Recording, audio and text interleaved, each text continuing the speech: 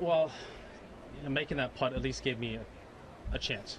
At the time, I think Scotty was 14, playing 17, and at least I needed to at least tie Scotty, just in case he posted 14 right behind me. And Brooksy, what he's doing back there is it's tough to beat. When the guy hits a 340 down the middle, that's tough.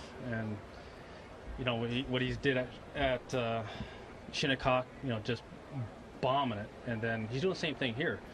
I played with him in practice round. He was literally hitting it 340, 350 in the air, and when a guy's doing that and hitting it straight, and as good a putter as he is, it's tough to beat. How much did you feed off the crowd? Have you ever felt this good after a tournament that you didn't win? Not for a while, no. I was pretty ticked at the British Open. I had the lead there. This one I never quite got to the lead. I was always trailing, and it was a golf course in which I couldn't sit still and make pars and be okay with it. I had to keep making birdies. The golf course was soft. It was gettable, and there were a bunch of guys when I went to the range to start warming up. There were a bunch of guys at 3 under par through 6, 3 under par through 7, and so yeah, that was. You can see guys shooting 5, 6 under par today, and with a bunch of guys at around 8 under or better starting the day, I had to go get it, and I tried. Tiger, how much did you feed off the crowd? To cap the round, I mean, you shot a 64 to the great best final round I've made ever. To be able to cap it with that birdie, just sitting over here and hearing the thunderous crowds. I mean, how to talk about the experience? It's, as I was telling Amanda, the people here were so positive. The energy was incredible, but the positiveness of it. Everyone was willing, every shot that everyone hit. There was no negative comments. No one was jeering. No one was making snide remarks. Everyone was just very positive, and they're excited. Yeah, they sometimes pick sides. Yes, but they were respectful, and that's. I wish we could play in front of crowds like this, every single week, because this is a true pleasure. How much do you feed off? Do you relish it more than ever, considering that? Oh God, I didn't know if I was going to play golf again. So yeah. Tiger, if someone had told you early in the winter that you would have legitimate chances on Sunday, very good chances to win 2 majors this year, what would you have said or thought? When? Back in January or in the winter, something. I didn't know what my schedule would be. I didn't know how many tournaments I'd play this year or if I'd even play. And so each tournament brought about its own challenges. And I didn't know what the number was going to be this year. I didn't know how I was going to play. And so at the beginning of the year, if you said, yeah, I would have a legit chance to win the last 2 major championships, with what swing? I didn't have a swing at the time. I had no speed. I didn't have a golf swing. I didn't have... my short game wasn't quite there yet. My putting was okay, but I hadn't played in 2 years, and so it's been a hell of a process this year. Tiger, you put yourself in position a couple of times on Sunday on the back nine. You've lost momentum. How were you able to keep that momentum going today on the back nine compared to the other a couple times this year? The only other time was the British, and I made 2 mistakes there. Lost 3 shots in 2 holes, and that's the way it goes, But this is as I said, a golf course you couldn't sit still. Can't make pars and expect to win this tournament. Had to make birdies. The guys everyone's going to shoot low numbers today, and everyone pretty much did. There were a bunch of rounds under par, and you don't normally see that in major championships, but this is playing a little bit different. Tiger, can you talk about that shot? Was 9 about the best hole you played all week? Number 9 today, and also can you talk to the driver on 17?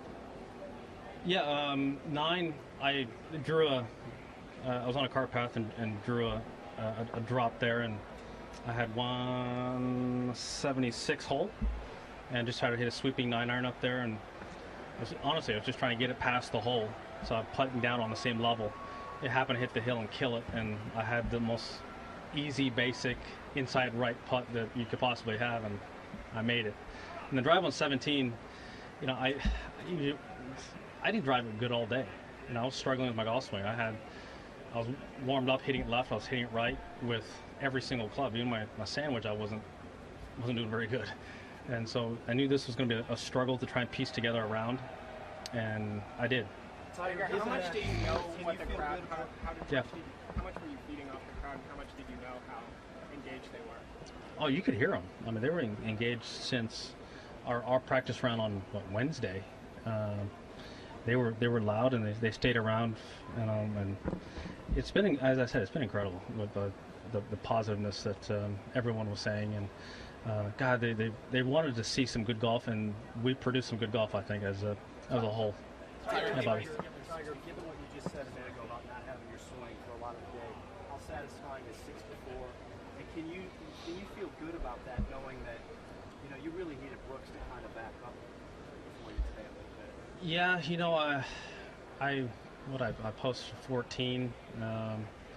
He would have to have shot something in the 60s, and he couldn't make a bunch of pars and win a golf tournament, and he didn't do it.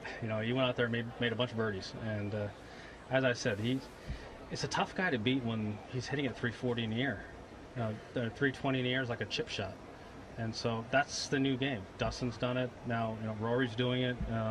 Brooksy does it, and you get a golf course like this soft, and you can just bomb it away. And if those guys that are driving it well, they have such a huge advantage because of the carry, and there's no run out of here.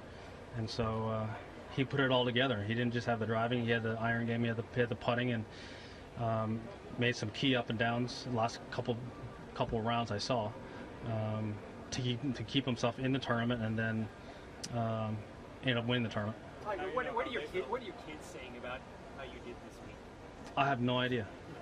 We haven't talked about golf at all, and talked about school, and that's about it. You said you wanted to really show them what this is like, and how does that feel? I do, but I don't want to talk to them about it this week. They're not really interested in it because they're interested in starting school, and they're nervous about starting school. So that takes far more precedence than me playing a major. Are you ready to take a close look there? Now you aren't. What do we have in store for you next season? I don't know. Just as I said, this has been a process of building. I didn't know what I was going to start this year and how many tournaments I was going to play, how well I was going to play. And as I was telling Ian, I don't know what swing I was going to use. But I'm in uncharted territory because no one's ever had a fused spine hitting it like I'm hitting it.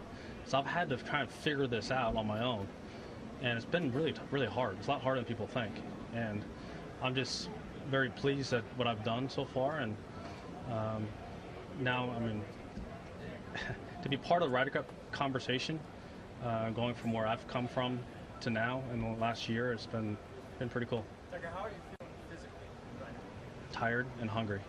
Thanks, guys. Gotta go.